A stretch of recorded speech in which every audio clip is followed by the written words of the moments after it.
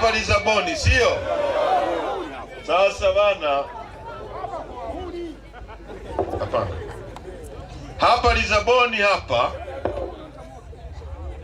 Lisaboni, hapa nilikuja hapa mwaka 2010 wakati Dr. Slaa anagombea urais. Tulifanya mkutano hapa Lisaboni hapa, palijaa sana siku ile, lakini na leo mmejitahidi na najua yes, talisema hilo. Songea tumepata shida hapa. Siku mwenyekiti anakamatwa, ilikuwa tufanye mkutano hapa Songea, na tukaletewa fujo kubwa sana na huyu RPC Chalia, sui nani, simjui mimi. Wakaja mpaka ofisi ya chama, wakapiga mabomu pale, wakaleta vurugu nyingi, wakatuondoa, na mwenyekiti wetu akaondolewa kwa njia mbaya kabisa. Akapelekwa Dar es Salaam mpaka leo, siku zaidi ya 428. Kwa ni mwaka mmoja una siku 365, kuna mwaka na miezi kadhaa. Mtu ambaye alikuwa anatetea nchi yetu na rasilimali zake zitumike kwa ajili yenu, nyie nao mnufaike, mkae pazuri, muendeshe gari, mpate maji, watoto wenu wasome vizuri, yuko ndani. Watu wanaoiba pesa za nchi hii na kusomesha watoto wenu kwenye madarasa ya aina hii, ambao ndio wanapaswa kuwa gerezani, wako mtaani, mtu mwema yuko ndani. Sasa bwana RPC Chalia anajitahidi sana kufanya mambo ya CCM, na mimi nampongeza sana. Endelea sana kwa bidii, lakini ujue hakuna marefu yasiyokuwa na nini, na ncha. Na internet never forgets. Ili nawaambia askari wote mlioko hapa, zama za teknolojia hizi, internet haisahau.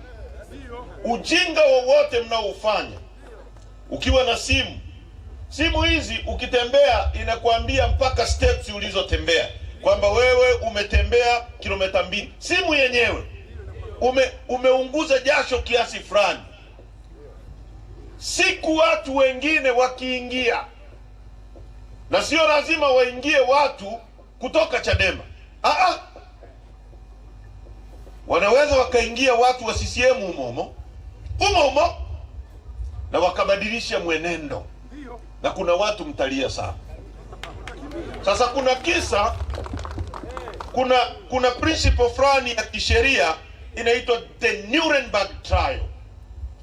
The Nuremberg trial. Nuremberg ni mji uko Ujerumani.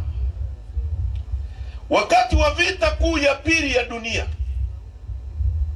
Adolf Hitler aliposhindwa na akajiua, iliingia serikali mpya na nchi za Ulaya zikaweka masharti magumu kwamba yale mambo yaliyosababisha vita kuu ya pili ya dunia yasijirudie.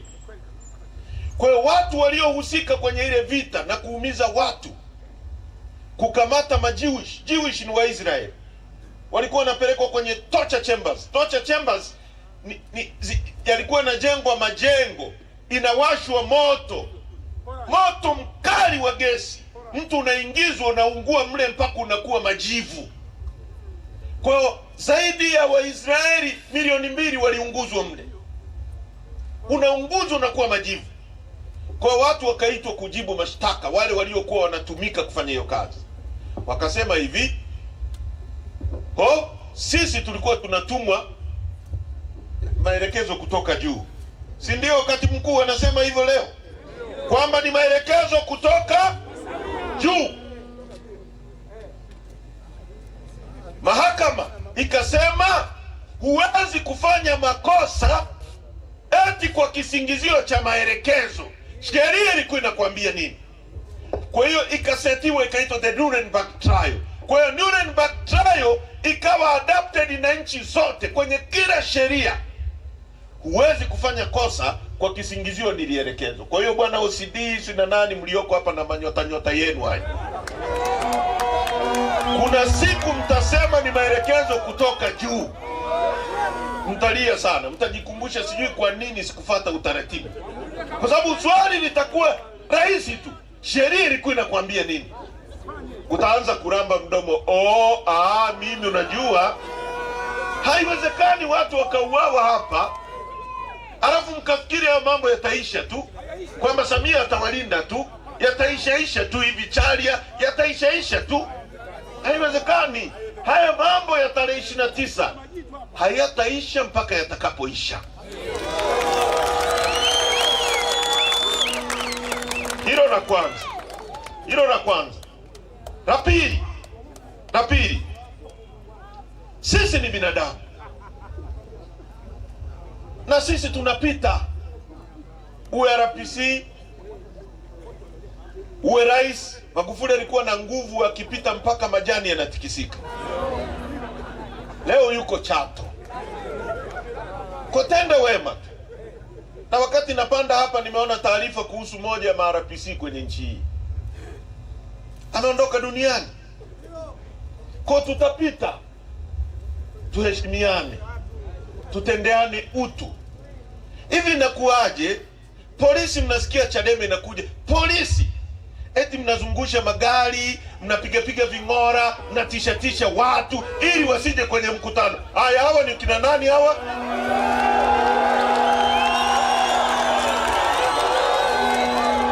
Hawa ni kina nani hawa? Chama chenu, chama cha polisi kikija hapa inabidi shule zifungwe. Kwanza chama chenu kikija hamwezi kusubutu kueleta Lisaboni kwa sababu huku mbali hawatapata watu. Na hapa kiwanja kizuri mjini karibu pale, shule zinafungwa, sio watumishi wanaenda ndio wapate watu kama hawa. Lakini sisi kipianga tu nyomi hili hapa, mnaona nyomi hili hapa. Sasa bwana RPC, badilika. Umetisha watu hapa, umetisha Chadema na polisi wa chini hawa. Mimi nawahurumia hawa. Mimi nilikuwa mbunge, ndugu zangu. Mimi nimekuwa mbunge. Mshahara wangu kwa mwezi ulikuwa milioni 13. Sitting allowance, ukikaa asubuhi mpaka jioni, kuna kitu kinaitwa per diem na sitting allowance, ilikuwa shilingi 500. Mimi na katibu mkuu tulikuwa bungeni.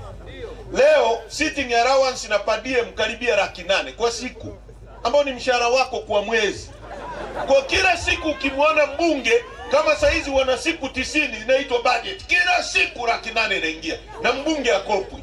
Yaani ukiona anaenda seminar imeingia, afanye seminar akiwa anafundishwa inaingia, na mshahara milioni 18. Alafu wanawatumeni nje kutushughulikia watu tunaosema tupate haki. Sasa nyie mna matatizo. Sasa hilo la polisi nimelimaliza. Hilo la polisi nimefanya nini? Nimelimaliza. Haya, kunja ngumi sasa. Songea people, mnaniudhi ba. Hiyo ndio Songea hiyo. Songea people.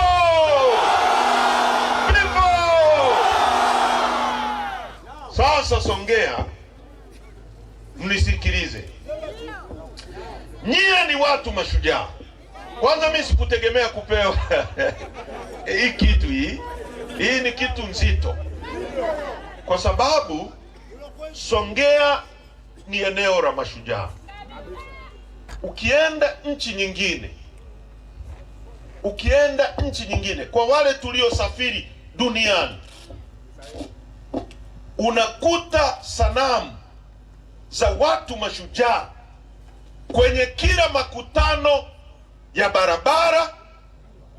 Unakuta sanamu za mashujaa kwenye maeneo ya wazi, kwenye viwanja, ili kizazi na kizazi kikumbuke watu walichofanya. Hili jina Songea linatokana na mtu anaitwa Mbano Songea, ambaye historia na Wajerumani wanamkumbuka kwa mambo makubwa aliyofanya kukataa udhalimu. Vita ya Majimaji iliyoanzia kule Kilwa alikotoka ndugu yetu Mahadhi, ikaja ikagusa mikoa yote ya kusini, Lindi, Mtwara. Kilele cha mapambano yale ilikuwa ni hapa Songea. Mimi ni mwalimu wa historia. Leo Songea ilipaswa kuwa mji mkubwa sana, kwa sababu umehusika katika kupigania nchi hii. Miundombinu ya ajabu ilipaswa kuwa hapa, maisha mazuri yalipaswa kuwa hapa, maeneo ya kumbukumbu za utalii na wageni wengi kutoka duniani walipaswa kuwa hapa. Ndio maana ukija Songea, hata makanisa makubwa kama la Peramiho na maeneo mengine ni maeneo yanayoonesha historia kubwa ya Songea. Sasa hao watu hawajafanya hivyo.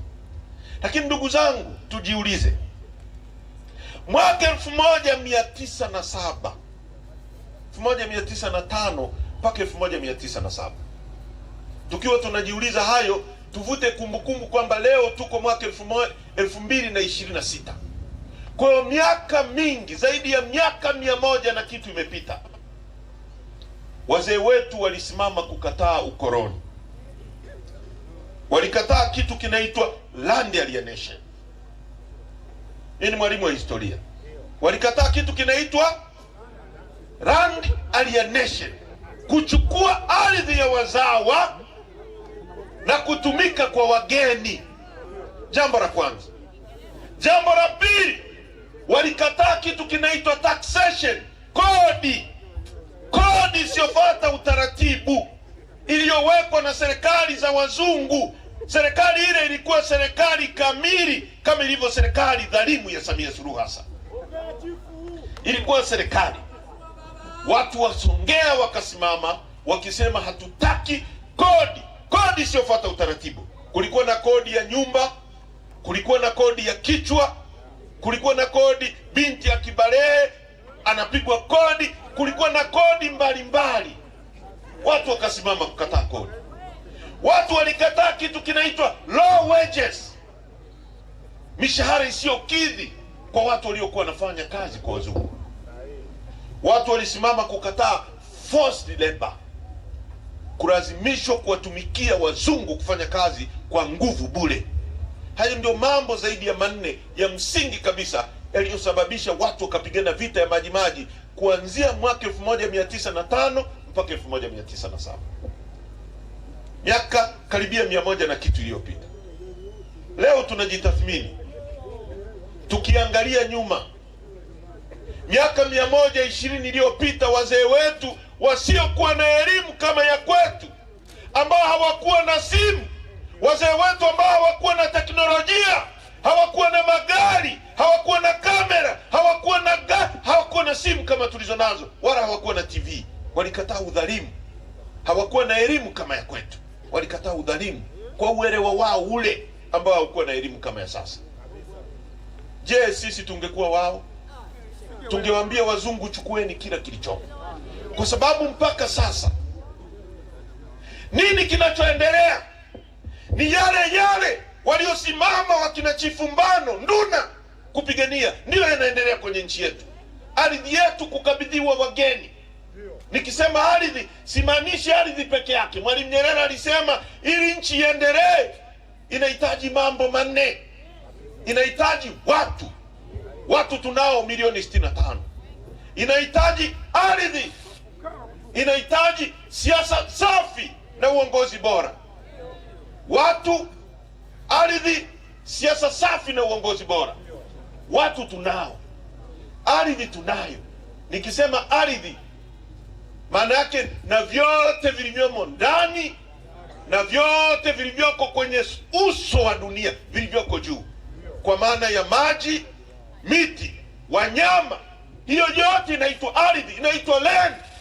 Dhahabu, tanzanite, nickel, cobalt, makaa ya mawe, chuma, kila kitu kilichoko chini ya ardhi, vyote hivyo vinaitwa ardhi.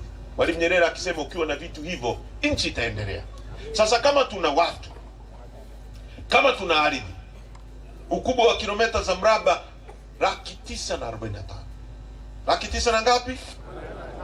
Ukichukua Kenya, ukichukua Uganda, ukichukua Rwanda, ukichukua Burundi, ukiziunganisha pamoja zina ukubwa wa kilomita za mraba 890,000. Sisi peke yetu 945,000. Kwa hiyo ukichukua hizo nchi nne ukiziingiza kwa Tanzania bado inabaki change. Inabaki square kilomita 90,000. Sasa nikisema square kilomita 90,000 unaweza kufikiri ni ndogo. Mnaijua nchi ya Rwanda ya Kagame ina square kilomita 26,000. Yaani mkoa wa Ruvuma ni mkubwa kuliko nchi ya Rwanda, kwa sababu mkoa wa Ruvuma una square kilomita karibia 40,000, Rwanda ina 26. Nchi ya Israel, mnaijua Israel? Hiyo mnaosikia inapiga Irani, inapiga nani, inapiga Lebanoni, inapigana vita karibia 10 kwa siku kwa mara moja. Israel ina ukubwa wa kilomita 21,000. Mkoa wa Ruvuma ni mkubwa kuliko Songea, kuliko nini? Israel. Sasa kama tuna watu, kama tuna ardhi, kwenye vitu vinne inabaki nini? Tunakosa siasa safi, ambayo siasa safi ikiwepo inazaa uongozi bora. Mambo mangapi ndio tunakosa kwenye nchi hii tuendelee? Sasa leo ardhi yenu, watu wa Ruvuma na wa Tanzania, mali zote zilizoko kwenye nchi hii kama hazijamilikishwa kwa mzungu ziko kwa watu wawili watatu.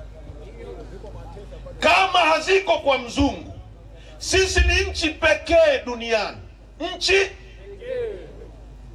yenye madini yanaitwa Tanzanite. Hakuna nchi nyingine yoyote duniani. Lakini wakati vijana wa Kitanzania hamna ajira, nchi ambayo vijana wake kwa wingi wanapewa ajira zinazotokana na Tanzanite inaitwa India. Si kama mnanielewa? Yaani madini yako Tanzania tu, lakini wanaopata kazi kwa wingi kuliko wengine wote ni Wahindi, India kule. Nchi inayouza Tanzanite kuliko zote duniani ni India. Alafu nchi ya tatu karibia ya pili kwa kuuza ni Tanzania. Yaani madini yanapatikana Tanzania tu, lakini nchi inayouza kwa wingi kuliko yote ni India. Si kama mnaelewa? Hii ni nchi ambayo ukienda kule kwetu kanda ya Ziwa unakutana na madini yanaitwa dhahabu. Ni nchi ya tatu kwa kuwa na dhahabu nyingi duniani. Kuna mgodi unaitwa mwadui wa almasi. Ukienda Kagera, Kabanga, unakutana na madini yanaitwa nickel na cobalt yanayotumika kutengeneza injini za ndege na betri za simu mnazozitumia. Lakini sasa hivi pia dunia inaondoka kwenye magari yanayotumia nishati ya dizeli na mafuta, inakwenda kwenye magari yanayotumia nishati ya umeme. Hayo madini yanapatikana Tanzania. Hapo unazungumzia kanda ya Ziwa. Ukiacha ziwa lililopo, ziwa Victoria, ambalo ni ziwa kubwa kuliko yote Afrika na pili duniani. Hapo umeacha ukanda wa ziwa. Ukija kaskazini unakutana na mbuga kubwa ya wanyama kuliko zote duniani, ambayo iko kwenye maajabu 7 ya dunia, Ngorongoro Crater. Kwenye maajabu 7 peke yake aliyoyaumba Mungu, moja wapo liko Tanzania, Ngorongoro Crater pale. Unakutana na madini Mererani pale yanaitwa nickel. Ukienda ukanda wa kati unakutana na madini yanayoitwa uranium, madini yanayotumika kutengeneza mabomu ya nyuklia yako Tanzania, na mengine yako hapa kwenu. Mliona juzi kampuni ya Namtumbo, sio? Sawa sawa, kumbe mnafuatilia. Ukija huku kusini kwenu, ukianzia Lindi na Mtwara, unakutana na gesi futi za ujazo trilioni 54.5. Unakutana na makaa ya mawe. Ukipanda kidogo hapo, ukiacha mbuga ya Seru, ukipanda kidogo ukaelekea Iringa, mkoa wa zamani wa Iringa, unakutana na makaa ya mawe pale Mchuchuma na Liganga, na unakutana na chuma. Kwingine kote duniani Mungu alikuwa anaweka chuma chini ya ardhi, unachimba ili utoe yale mashapo ukayayeyushe. Sisi alituwekea mlima kabisa. Yaani akaweka mlima wa chuma, alafu pembeni yake akaweka makaa ya mawe, alafu mchanga wa kusafishia akauweka pale Iringa. Kwingine unakuta watu wanachuma lakini makaa ya mawe hawana, wanakuja kununua Tanzania, ndio mnaona yanaondoka hapa kwa maroli. Sisi ametuwekea chuma, ametuwekea na makaa ya kuyeyushia, na ametuwekea na mchanga wa kusafishia. Sasa ndugu zangu, mtamlaumu Mungu kwa lipi? Nilimsikia rais wa Brazili anasema Mungu ni Mbrazili kwa sababu amewapendelea sana. Nikasema huyu hajui Tanzania, huyu hajui. Sisi inawezekana Mungu ni Mtanzania, kwa sababu haiwezekani madini ambayo hayapatikani kwingine kokote yanapatikana Tanzania pekee. Hapo mnasemaje sasa? Ziwa lenye kina kirefu kuliko yote Afrika, la pili duniani, liko Tanzania. Mlima mrefu kuliko yote Afrika, wa pili duniani, uko Tanzania. Mbuga kubwa kuliko zote za wanyama, Seru, iko Tanzania. Madini. Sasa unasema nini? Halafu tunajitathmini miaka 65 ya uhuru wa nchi yetu, bado watu wetu ni maskini, wakina mama wanalala njaa. Jana niliwaambia kule Masasi kwamba leo mtoto kijana mke wake akipata mimba, na yeye anapata mimba ya kichwa mawazo. Anajiuliza, sijui mke wangu atajifungua salama, sijui atakufa. Hivi nikiambiwa operation inahitajika, nitamfanyaje mtoto wa watu huyu? Kwenye nchi ya 3 kwa kuwa na dhahabu nyingi. Sasa ndugu zangu, watu wa Songea, najua tukiamua kuongea matatizo ya nchi hii ni mengi. Nilikuwa Lindi na Mtwara, unaangalia namna watu wanavyoibiwa kwenye zao la korosho. Unalima mwenyewe, ukivuna unapeleka sio kwenye chama cha msingi, chama cha msingi inapeleka chama cha ushirika, chama cha ushirika sio kinauza. Wanakata fedha zaidi ya shilingi 1500 kwa mkulima kwa kilo moja. Mabilioni ya fedha za wakulima. Nani yuko nafuu? Hapa kwenu Ruvuma, makaa ya mawe ya watoto wenu walioyapigania wakina Oscar Kambona yanaondoka kwa maroli na maroli. Songea inabaki maskini, hakuna barabara, maisha ni magumu. Tuna sababu za pamoja za kuunganisha nguvu bila kujali chama chako. Tuondoe hawa watu madarakani. Miaka 65 inatosha sasa, inatosha ndugu zangu. Wazungu wanasema you cannot teach an old dog new techniques. CCM ni mbwa mzee, hawezi kujifunza mbinu mpya za kuwinda. Alishapoteza hata uwezo wa kunusa. Tumekuja kwenu kuomba mtuunge mkono. Na ajenda zetu ni ngapi? 2 tu. Ya kwanza ni free Tundu Lissu. Tunamtaka Lissu awe nje, kwa sababu wote tuna imani kwamba Lissu anakosa. Au nyie mnasemaje? Songea mnasemaje? Wangapi wanasema Lissu anakosa? Nyosha mkono tuone, nyosha mkono tuone. Hebu ngoja. Waandishi wa habari, panda hapa juu. Panda hapa juu. Picha iende, watu waone kwamba Lissu hana kosa. Nataka mikono juu. Wangapi wanasema kwenye huu mkutano kwamba Lissu sio mhaini na wanamtaka barabarani? Wanyoshe mkono tuone. Nyosha mkono tuone. Nyosha mkono tuone. Nyosha mkono tuone. Wote mnasema hivyo? Wote mnasema hivyo? Nikisema people, sema free Tundu Lissu. People! Kwa swala la kwanza ambalo ni paramount kwa chama chetu, tunamtaka Tundu Lissu awe nje. Sikilizeni Songea. Lissu mtu mwema, msomi. Nchi nyingine ukiwa umejaliwa mtu wa namna ile, hiyo akili sio ya kuweka gerezani, ni akili unaisogeza karibu na utawala ulitumie kusaidia. Iko hivi, Songea, nisikilizeni. Ndege tunayotumia ilivumbuliwa na mtu mmoja. Kwa hiyo mtu mmoja thamani yake mwenye akili ni kubwa. Inawezekana mama wa Songea hapo kazaa mtoto akipata elimu nzuri ambayo Chadema italeta, yeye ndio akatoka hapa akavumbua dawa ya ukimwi na akaokoa dunia nzima. Kwa hiyo mtu mmoja thamani yake sio ya kuchezea. Lissu, hawa watu walijaribu kumuua, wakampiga risasi 38, 16 zikaingia mwilini mwake na Mwenyezi Mungu akamwokoa. Leo haya yote yamemkuta Lissu kwa sababu gani?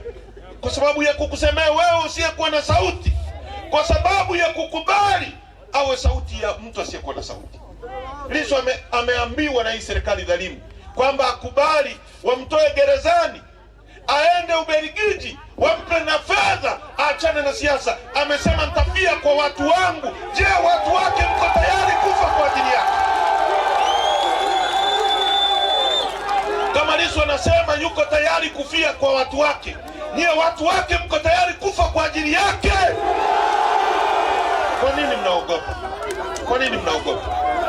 Kwa tumekuja kwa jambo la kwanza hili. Tunamtaka Lissu nje. It's too much. Huyu mama huyu anamwonea Lissu. Na nilisema mwanzo atakayeleta mabadiliko sio lazima atoke kwenye upinzani. Hapo Angola Rais Dos Santos alikaa madarakani kwa miaka mingi, akaiba, akatesa watu. Alipokuwa anatoka madarakani kwa miaka 40 aliyokaa, akasema mimi siamini mtu yeyote mpaka mimi mniruhusu kuteua mtu. Wakamwambia sawa, teua.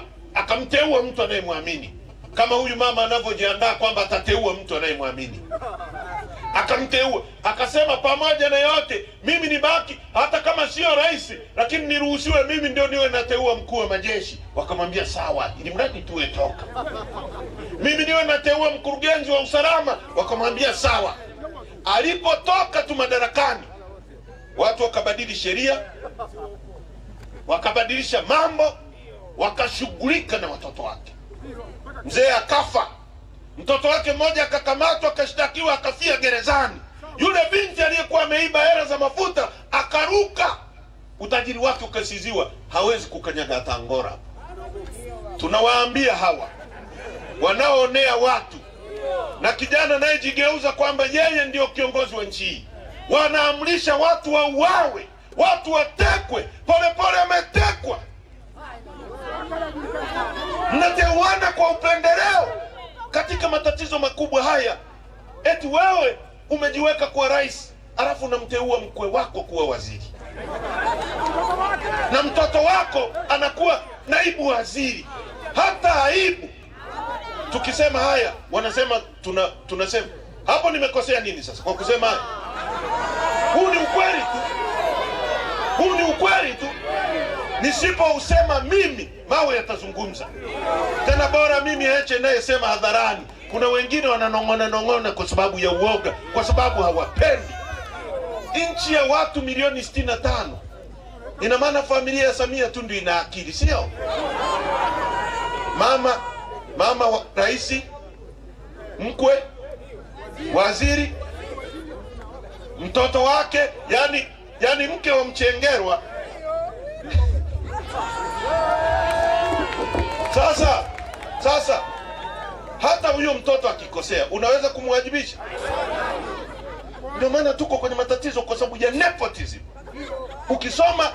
Ukisoma katiba ya CCM yenyewe inasema sitatumia cheo changu, zinaitwa ahadi za mwanatano, sio ahadi za CCM. Namba 5 inasema sitatumia cheo changu wala mamlaka yangu kwa manufaa yangu na watu wa karibu yangu.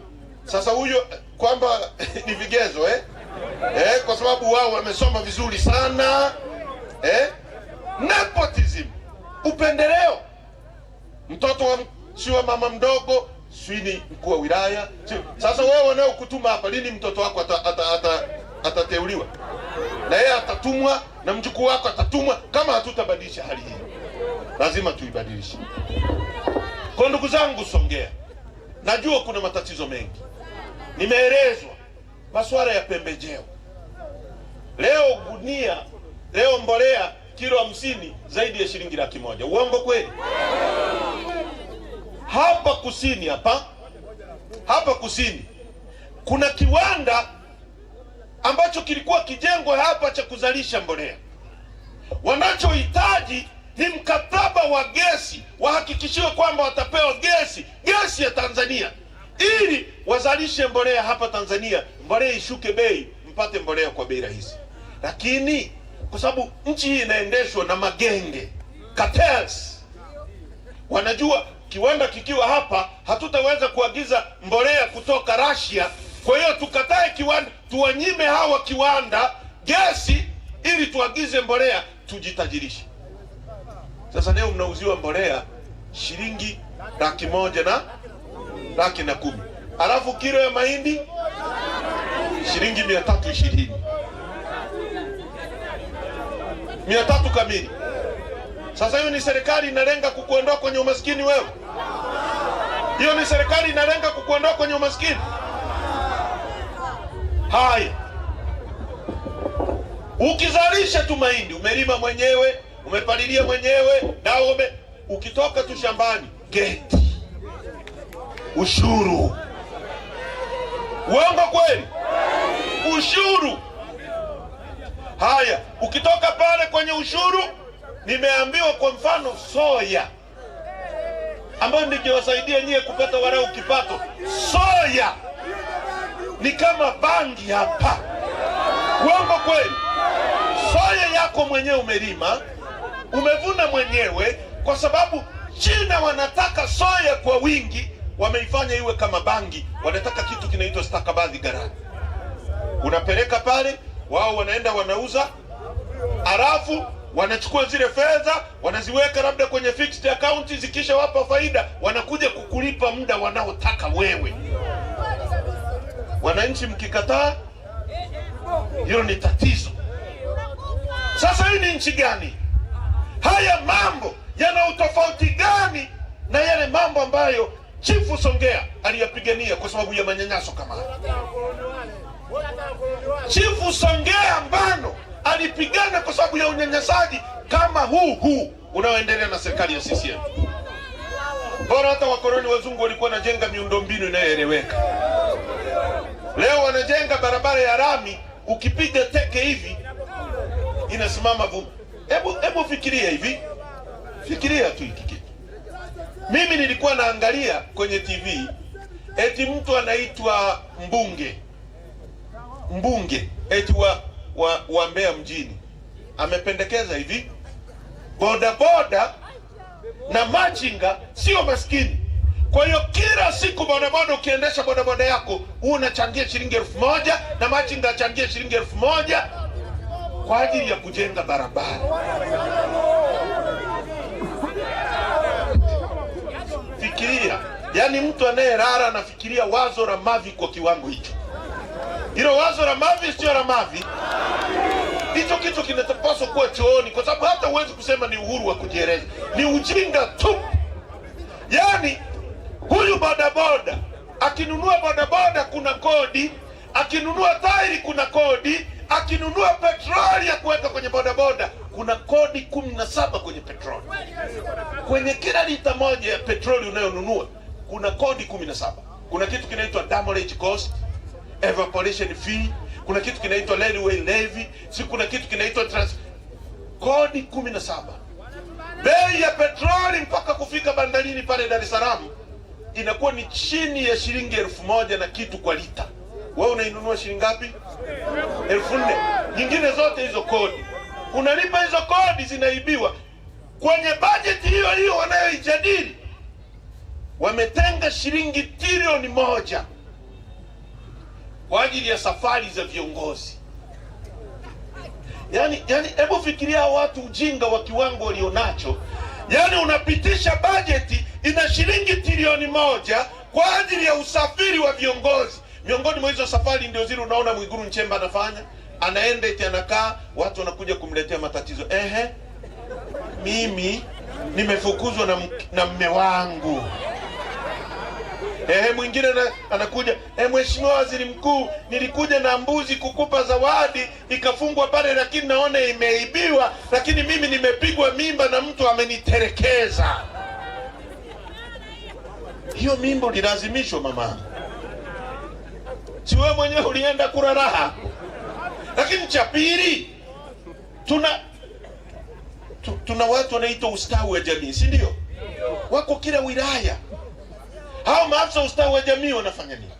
Mkurugenzi anafanya nini? Waziri Mkuu anasafiri na msafara wa magari 30, polisi, barabara zinafungwa, shughuli za uzalishaji hazifanyiki, magari yanawekwa mafuta, watu wanalipwa posho. Ukiona msafara wa waziri mkuu mmoja ni zaidi ya milioni 300-400 imetumika kwa siku kwa eneo moja. Alafu eti anaenda kutatua matatizo ya ndoa. Zimetengwa trilioni 1. Sasa nikisema trilioni 1 sio kama mtanielewa. Iko hivi. Tulieni. Iko hivi. Trilioni 1 ni bilioni 1000. Trilioni 1 ni bilioni ngapi? Sasa bilioni 1 yenyewe unaijua? Bilioni 1 ambazo ziko kwenye trilioni ziwe 1000. Hiyo bilioni yenyewe ni milioni 1000. Yaani hivi, hesabu shilingi 1, 2, 3, 4, 5 ziwe 10, 10, 20, 30 ziwe laki, laki 1, 2, 3 ziwe milioni, milioni 1, 2, 3, 4, 5 ziwe 10, 10, 20, 30 100, 100, 200, 300, 400 mpaka 1000. Yaani milioni 100 zile ziwe mafungu 10, yani ziwe 1000. Yani milioni 100 ziwe 1000. Si kama mnanielewa? Ndio bilioni 1. Mnanielewa vizuri? Hiyo bilioni ni milioni 1000. Tunaelewana vizuri? Yani milioni 100 ziwe mafungu 10 ndio bilioni. Sasa kwenye bilioni, kwenye trilioni 1 kuna bilioni 1000 tena. Yani zile 1000 na zenyewe mara 1000 ndio trilioni 1. Barabara ya rami hizi za mjini hizi, kilomita 1 ni shilingi milioni 500 mpaka 600. Hizi za mjini hizi wanazojenga hizi ambazo ukipiga teke hivi zinaruka vumbi, hizo za kawaida hizo. Barabara ya kiwango cha juu ambao kama inayojengwa na Marekani na USAID, kilomita 1 ni bilioni 1, yani milioni 1000. Kwa hiyo hiyo trilioni 1 ni kilomita 1000 za barabara ya rami. Yani ni barabara ya kutoka Songea mpaka Dar es Salaam, sio kama hiyo mnayopita mkeka kama anaojenga Marekani. Wametenga kwa ajili ya mwaka mmoja tu safari za viongozi. Halafu hizo ni pesa zako zitachukuliwa kwenye pembejeo, zitachukuliwa kwenye tairi ya bodaboda, zitachukuliwa kwenye nini, zinaenda kufanya huo ujinga. Halafu eti mbunge anasimama anasema tena uchajiwe shilingi, yani ukishaendesha bodaboda badala upate hela ya kununulia mtoto wako sabuni au tunze ulipe kodi, uwe unawapa kila siku shilingi 1000. Sasa ndugu zangu, hata hizi kazi za bodaboda mnazofanya, sio kwamba hakuna ajira nyingine za kufanya, lakini unakuaje na ajira katika nchi ambayo hata toothpick za kutolea nyama kwenye meno unaagiza kutoka China? Tairi ya bodaboda, mimi nimekuwa, baba yangu alikuwa na miliki Land Rover, matairi ya gari ya General Tires tunanunua kutoka Arusha. Unajua maana yake ni nini? Kwamba leo kiwanda kikijengwa hapa cha tairi za bodaboda, hicho kiwanda kitakuajiri wewe. Na kiwandani, ndugu zangu, ndio anaajiriwa mtu mwenye elimu na asiyekuwa na elimu. Kiwandani ataajiriwa injinia, ataajiriwa afisa uajiri. Kiwandani atakuwepo na mbeba mzigo, huyo anahitaji elimu. Kiwandani atakuwa na mama ntilia na wauzia wafanyakazi wa kiwanda chakula. Kwa hiyo kiwanda kinaajiri kila mtu. Sasa kiwanda cha tairi ya bodaboda kikijengwa Songea, maana yake tairi kisha Tarime, basi itakuja Songea kufata tairi. Mnanisikiliza vizuri? Itatoka Tarime, itakuja Songea, watakulipa wewe mfanyakazi wa kiwanda. Wewe ukipata hiyo pesa, utanunua mboga kwa huyu mama atanunua kitanda kwa huyu fundi anayejenga kitanda. Huyu atamwagiza bodaboda amletee ubao mwingine. Bodaboda atapanga kwa yule bosi pale. Yule atanunua mafuta kwenye kituo cha mafuta. Pesa itazunguka miongoni mwenu. Leo kama tairi inaisha hapa, pesa inatoka hapa inaenda China, inakwenda kutengeneza ajira wapi? Mtoto wako atapataje ajira? Kama tomato sauce, mnalima nyanya zinaharibika hapa kila siku. Alafu tunaenda kwenye hoteli tunakuta tomato sauce ya inaitwa ketchup, tomato ketchup kutoka Marekani. Yaani sisi hatuwezi kusindika nyanya. Hivi mnanielewa nyie? Tukisema hao watu hawana ubongo tunakosea. Ndio maana tunataka katiba mpya itakayoruhusu tupate siasa safi na uongozi bora. Tuweke viongozi madarakani ambao kwa miaka 5 watabadilisha nchi hii na kila mtu ataishi kwa raha na mstarehe. Nani wangapi mko tayari kutunga mkono kwenye mapambano? Wote mko tayari? Wote mko tayari? Wote mko tayari? Jiunge na chama. Mjenge chama hiki. Kipokeeni. Muombeeni Lissu. Kiombeeni chama chetu. Kipiganieni. Tutabadilisha nchi hii. Nchi hii sio ya vifamilia viwili vitatu. Ni nchi yetu sote. Mtoto wa Samia anaposoma anastahili na mtoto wako kusoma. Haiwezekani. Mama zangu, hebu sikiliza. Hivi inawezekanaje mtoto anayesoma shule hii alafu ashindane na mtoto wa Heche anayesoma kwenye international school? Wapewe mtihani aina moja. Inawezekana kweli? Utafikiri mtoto wako hana akili, kumbe ni namna alivyofundishwa. Hizi shule hizi, mama yake Juma anapika ugali, Juma anacheza mpira, baba yake Juma anavuna mahindi. Maswali, baba yake Juma alikuwa anavuna nini? A, mahindi. B, mchicha. Akiweka A mahindi tiki. Mama yake Juma alikuwa anapika nini? Pilau, wali. Akiweka ugali tiki. Alafu wazungu watoto wenu wanafundishwa hayo maneno. Wazungu wanafundisha watoto wao namna ya kuchimba makaa ya mawe yenu waondoke nayo. Meranua nyi. Alafu mnapiga makofi. Tutabadilisha elimu ya nchi. Elimu itakuwa ni kwa ajili ya self reliance, kwa ajili ya kuwapa ujuzi wa kumiliki rasilimali zetu. Elimu itakuwa ni kwa ajili ya transformation, kwa ajili ya kufanya watu wetu wawe na uwezo wa kuhoji, kudadisi na kusimamia nchi yao. Ndio elimu Chadema tutakayoileta. Tupeni nchi hii. Tunawashukuru sana. Maswali Mo.